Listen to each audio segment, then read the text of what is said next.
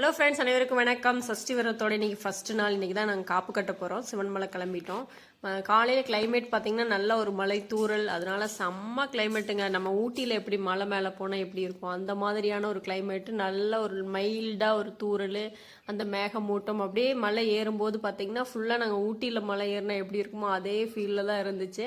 நாங்களுமே பார்த்தீங்கன்னா பாதி வழி போனோடனே வண்டி வந்து செம்ம டிராஃபிக். ஸோ மேலே போக முடியலன்னு பாதியிலே வண்டி நிறுத்திட்டு அதுக்கப்புறம் வந்து காரை நிறுத்திட்டு பாதியில் நடந்து மேலே போக ஆரம்பிச்சிட்டோம். கொஞ்சம் தூரம் தான், பக்கத்தில் போயிட்டு மேலே கார் கொண்டு போக முடியல, நல்ல கூட்டமாக இருந்தனால கீழேயே காரை நிறுத்திட்டு அதுக்கப்புறம் மழை வந்து பார்த்தீங்கன்னா அந்த கிளைமேட் ரசிக்கிற மாதிரி இருந்தது. அடடா கீழே இருந்தே வந்திருந்தா நல்லா இருக்குமே அப்படிங்கிற அளவுக்கு இருந்துச்சு.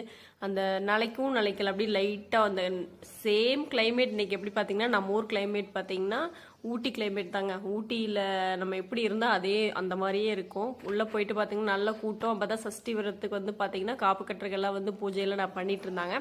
நாங்கள் உள்ளே போனதையும் போய் நல்லா சுற்றியெல்லாம் சாமி கும்பிட்டு வழக்கம் போல் சிவன்மலை போனாலே பட்டை இல்லாமல் கீழே இறங்கக்கூடாது இல்லைங்களா, அதனால் போனதையும் ஃபஸ்ட்டு ஒரு பட்டை போட்டுட்டோம்.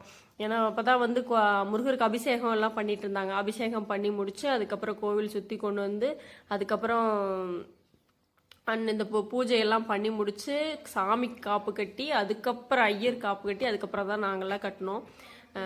நாங்கள் போவையில் பார்த்தீங்கன்னா கலசம் வச்சு பூஜை பண்ணிட்டு இருந்தாங்க. அந்த கும்ப கலசம் வச்சு பூஜை பண்ணிட்டு இருந்தாங்க. ஒரு சைடில் பார்த்தீங்கன்னா முருகருக்கு வந்து அபிஷேகம் பண்ணிட்டு இருந்தாங்க.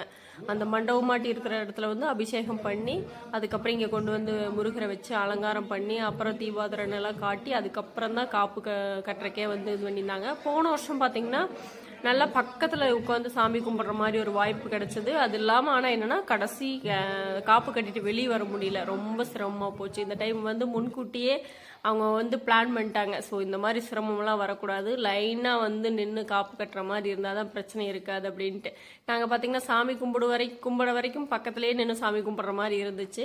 அதுக்கப்புறம் கடைசியாக வந்து நின்று காப்பு கட்டுறதுக்கு போய் நின்ன மாதிரி இருந்து, ஏன்னா அதில் ஃபஸ்ட்டே க்யூவில் நின்றுட்டாங்க. அதுக்கப்புறம் அப்படியே முட்டி மோதி அங்கன்ட்டு ஒரு வழியாக உள்ளே போய் காப்பெல்லாம் கட்டிட்டு வந்துட்டோம். இந்த வருஷம் நல்லபடியாக காப்பு கட்டிட்டு வந்துட்டோம். காலையில் பார்த்தா நல்லா நிலைக்கிற அளவுக்கு இருந்துச்சு உள்ளே போகல. அப்புறம் பார்த்தீங்கன்னா காப்பு கட்டி வரையில் பார்த்தீங்கன்னா மணி 1:30 ஆயிடுச்சு. ஓகே, நல்லபடியாக இந்த வருஷம் விரதத்தை ஸ்டார்ட் பண்ணியிருக்கேன். ஏன்னா ஏற்கனவே விரதம் செய்யலான்ட்டு பாதியில் விடுற மாதிரி ஆயிடுச்சு. ஸோ இந்த 7 நாள் நல்லபடியாக விரதம் இருக்கணும் அப்படின்ட்டு வீட்டுக்கும் வந்து சாமியெல்லாம் கும்பிட்டு சாமிக்கு தேவையான மாலை இதெல்லாம் வாங்கிட்டு வந்து வீட்லேயும் தெய்வம் போட்டு சாமி கும்பிட்டு மதியம் பார்த்தீங்கன்னா சாப்பாடு வீட்டுக்கு வந்ததையும் நான் சாப்பாடு செய்ய ஆரம்பித்தேன். அவர் வந்து பூஜையெல்லாம் ரெடி பண்ணார். விரதம் விட்டாச்சு. ஓகே ஃப்ரெண்ட்ஸ், வீடியோ பிடிச்சிருந்தா லைக் பண்ணுங்கள். எங்களோட சஷ்டி விரதம் எப்படி இருக்குன்னு